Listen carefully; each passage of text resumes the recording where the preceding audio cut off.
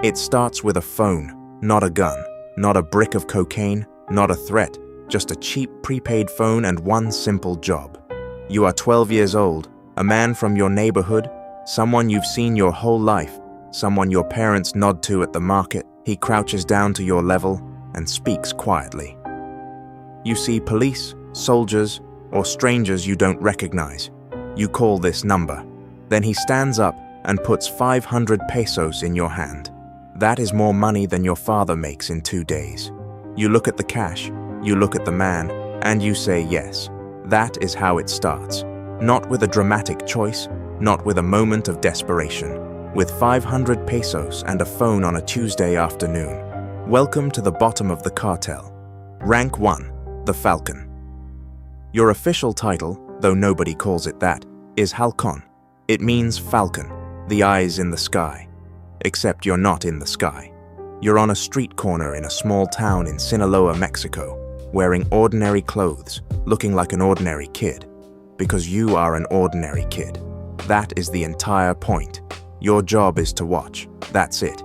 You watch which cars slow down. You watch which faces you don't recognize. You watch the direction military trucks are heading.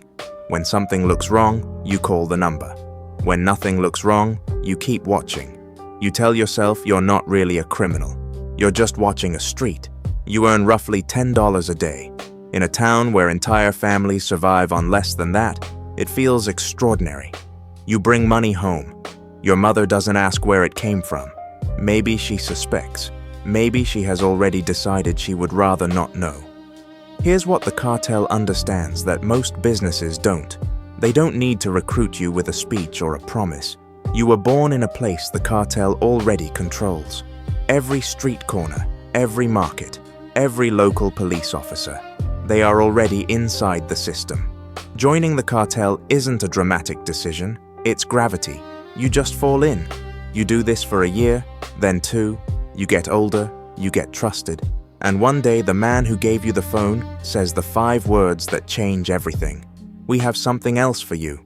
Rank 2, the street soldier.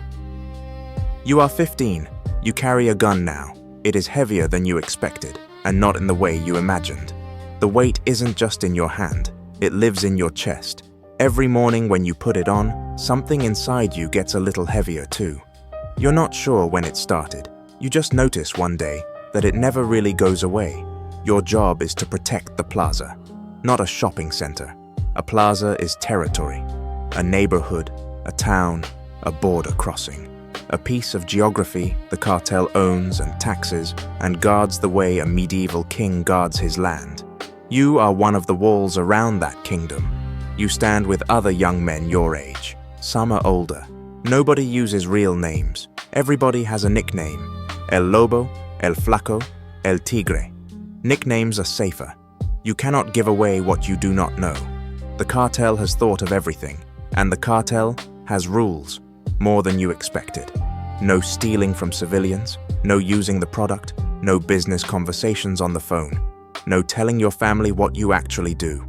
Break a rule, and the punishment is not a warning or a fine. The punishment is a message, delivered publicly, so that every other soldier in the organization understands the cost of disobedience. You witness one of these messages in your first month. You never forget it. You earn about $500 a month now. In a place where legal work pays $100, that number sounds impossible. But you're beginning to understand what it actually costs. You haven't slept a full night in weeks. Loud sounds make your body lock up before your brain even registers them. You've seen things you cannot push out of your head no matter how hard you try. You tell yourself it's temporary.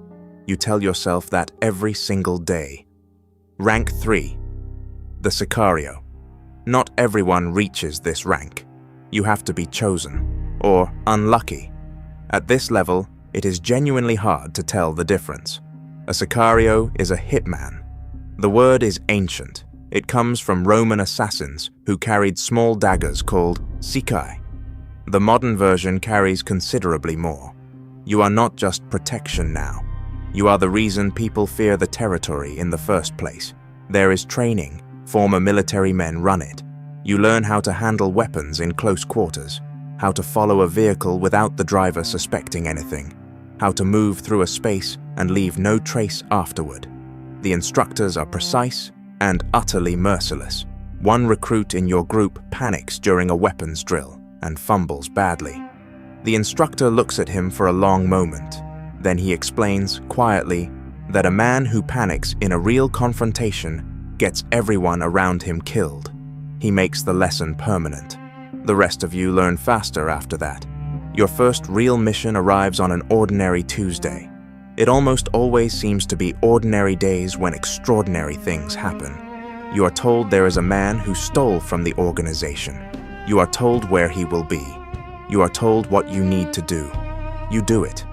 Afterward, you sit in the back of a car and stare at your hands. They look completely normal, exactly as they did before.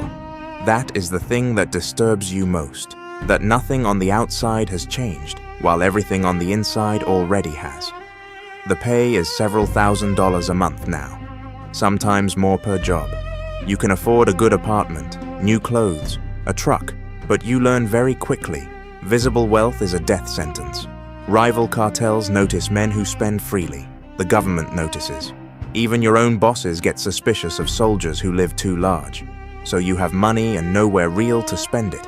You have power and no one you are allowed to tell. You have a phone that rings at any hour and you cannot ever silence it. For months you sleep 3 to 4 hours a night. Eventually that stops feeling like exhaustion. It just feels like life. Rank 4. The Plaza Boss. Nobody sits down one day and decides to become a Plaza Boss. You survive long enough, stay loyal enough, stay useful enough, and one morning the men above you stop calling you by your nickname and start calling you Jefe. Boss, you run a plaza now. Think of it as being a regional manager, except your employees carry automatic weapons, your territory is enforced through fear, and your annual review is staying alive for another year. As Plaza Boss, you are the cartel's representative in your region. You make sure the product moves safely through your territory. You collect the piso, a tax, from anyone who operates in your area. Truck drivers, street dealers, even local shop owners. Everyone pays a fee to exist inside the organization's geography. You are the one who collects it, and you pay too. Every week, a percentage moves upward, to the lieutenants above you, to the bosses above them. The cartel is a pyramid, and money only flows in one direction. Bribery is not something you do occasionally. It is a line item in your weekly budget. Police commanders, government officials, military checkpoints. You maintain them all on a quiet, permanent payroll.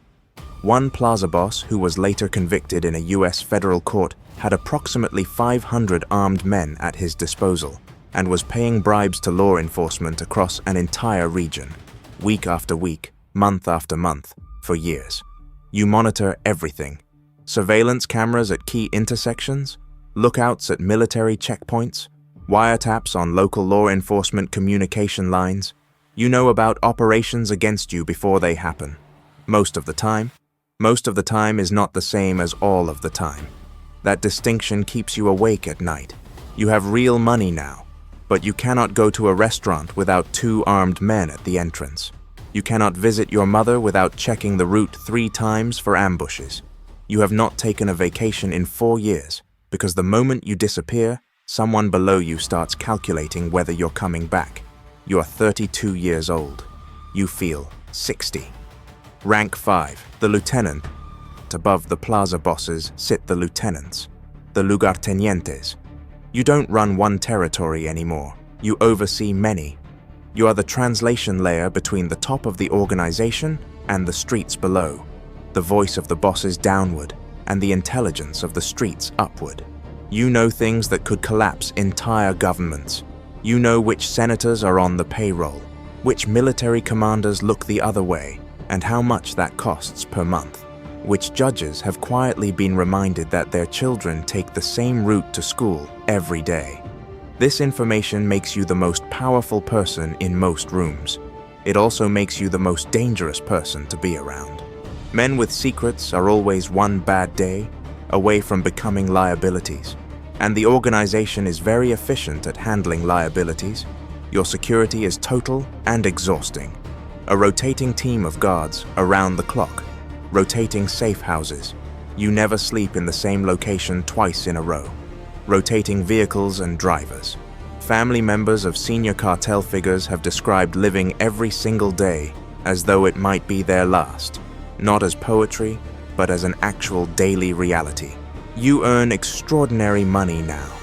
But here is what nobody warned you about when you were 12 years old on that street corner. A lieutenant who later testified against his organization admitted he could not remember the last conversation he had that wasn't about business. Every friendship inside the cartel is professional. Every relationship outside it is a risk. The organization doesn't just employ you at this level. It becomes the entire world you live in. And the higher you've climbed, the more impossible leaving becomes, because you know too much, and the organization knows that you know.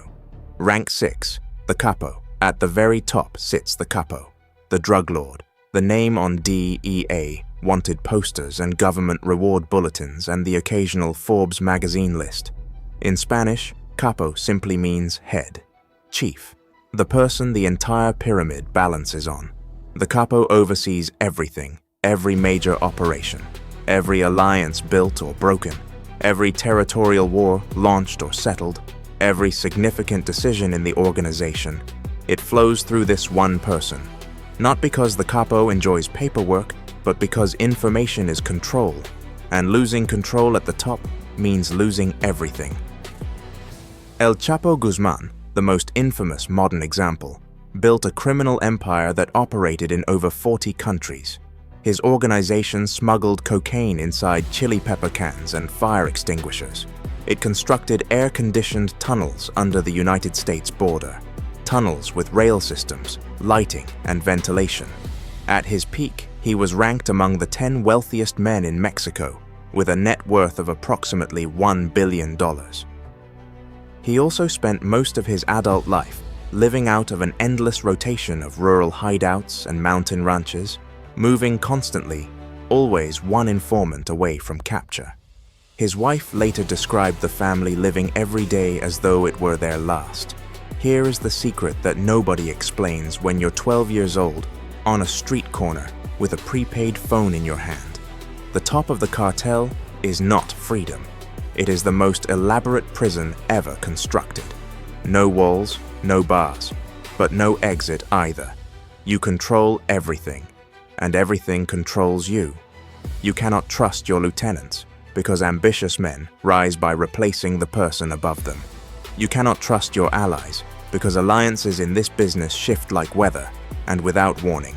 You cannot trust anyone who appears without being summoned, because that is not a visit, that is a problem. You sit in a safe house in the mountains. There is a view of the valley that is genuinely beautiful.